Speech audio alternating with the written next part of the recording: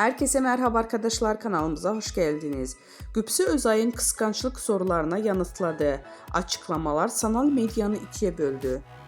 Başarılı oyuncu Gübse Özay katıldığı bir programda yöneltilen kıskançlık sorularına verdiği yanıtlar magazin gündeminde merkezinde yerleşti. Özay'ın samimi ve net ifadeleri kısa sürede sosyal medyada geniş yankı uyandırdı. Ünlü oyuncu eşinin kişisel anlamına saygı duyduğunu vurgulayarak şu ifadeleri kullandı.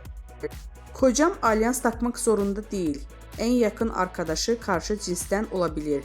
Telefon şifresini benimle paylaşmak zorunda değil. Sosyal medyada benimle fotoğraf ya da hikaye paylaşmaması da sorun olmaz. Gübse Özay'ın bu sözleri kısa sürede sosyal medya kullanıcılarını ikiye böldü.